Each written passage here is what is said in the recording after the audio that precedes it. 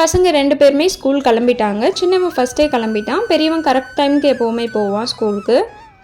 அவங்களுக்கு டாட்டா பாய் பாய் சொல்லி வழி அனுப்பியாச்சு. அதுக்கப்புறம் இருக்கிற வேலைகள் எல்லாம் நம்ம செய்யணும். வாஷிங் மிஷினில் துணி போட்டுட்டேன். அப்புறம் வீடு கொஞ்சம் க்ளீன் பண்ணி கூட்டி எடுக்கணும். பசங்க கிளம்பும் போது எப்போவும் வீடு இப்படி தான் விட்டுட்டு போவாங்க. அவங்க கிளம்புனதுக்கப்புறம் எல்லாத்தையும் நம்ம க்ளீன் பண்ணி வைக்கணும். வந்ததுக்கப்புறம் திரும்ப இதே போல் தான் அலங்கோலம் பண்ணுவாங்க. அது இயல்பு, எதுவும் பண்ண முடியாது. நான் இந்த இடத்தெல்லாம் க்ளீன் பண்ணிவிட்டு ஜன்னல் எல்லாம் திறந்து விட்டுருவேன் வெயில் வர்றதுக்காக. திறந்துட்டு நான் வீடும் கொஞ்சம் கூட்டி மாப் பண்ணிட போகிறேன். எல்லா வேலையும் முடிச்சாச்சு. இப்போ பீஸ்ஃபுல்லாக உட்காந்து நான் கொஞ்சம் நேரம் பைபிள் ரீட் பண்ண போகிறேன்.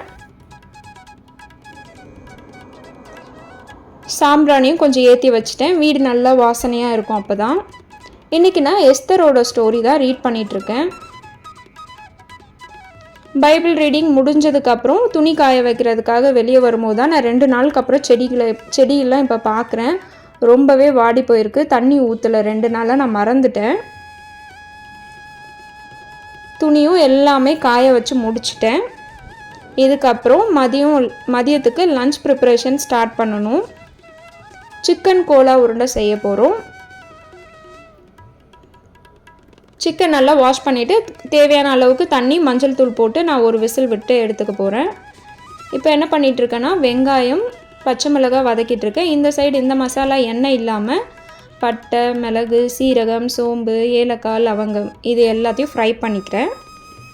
அதுக்கடுத்து கருவேப்பிலை, கொத்தமல்லி, புதினா, தேங்காய் இதையும் தனித்தனியாக எல்லாத்தையுமே ஃப்ரை பண்ணி எடுத்தாச்சு. பிரெட் க்ரம்ஸ்க்கு ப்ரெட்டு மிக்சியில் பல்ஸ் மோடில் பண்ணி எடுத்துக்க போகிறேன். Bread crumbs ready.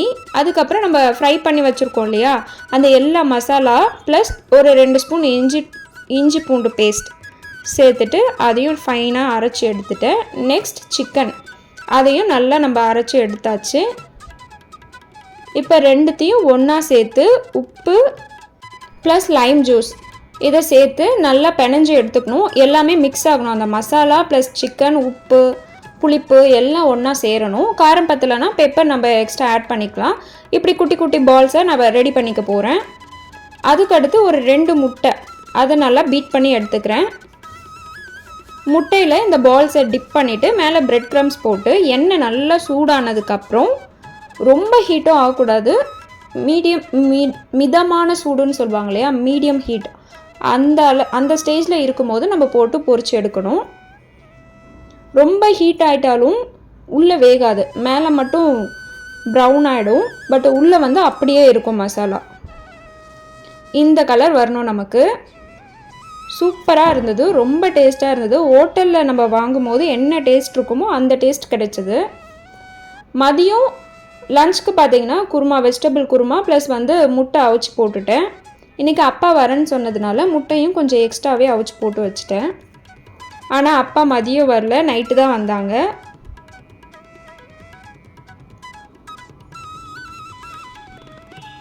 ஓவரால் லஞ்சுக்கான எல்லா வேலையும் முடிஞ்சிடுச்சு. இதுக்கப்புறம் சாப்பிட்டு கொஞ்சம் நேரம் ரெஸ்ட் எடுத்துகிட்டு வேலைக்கு கிளம்பணும்.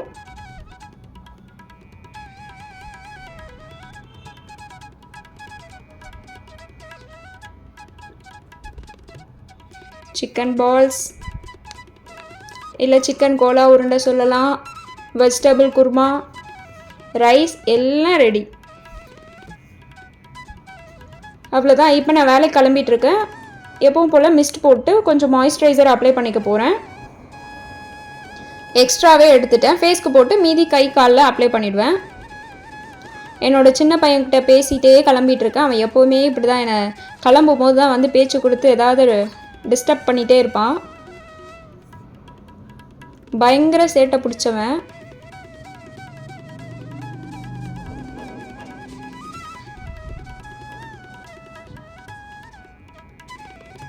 ஐப்ரோஸ் ஃபில் பண்ணிக்க போகிறேன்.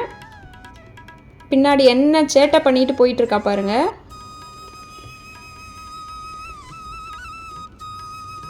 ஐப்ரோ பேலட் உடஞ்சிடுச்சு. வாங்கி ரொம்ப நாள் ஆகுது, என்ன பண்ணுறது? அதுவும் பாவம் தானே.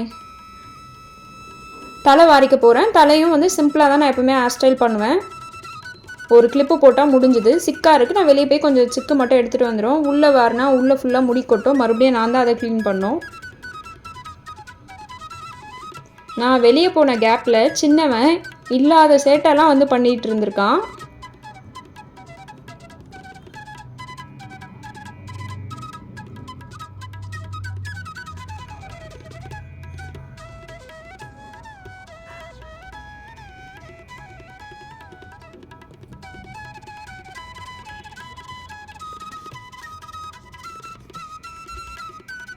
தலையும் கடகடன்னு நான் வாரி முடிச்சிட்டேன். அவ்வளோதான், நான் ரெடி ஆகிட்டேன். எப்போது நாங்கள் ரெடி ஆனதுக்கப்புறம் நானும் சின்னவனா ஹைட் செக் பண்ணிப்போம்.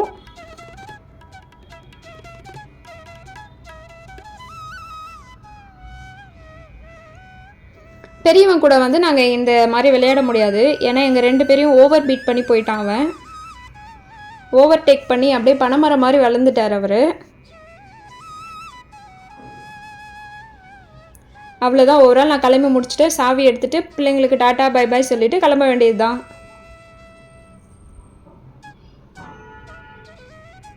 இதோட இந்த vlog நான் முடிச்சுக்கிறேன். இன்னொரு vlogல பார்க்கலாம். Tata bye bye.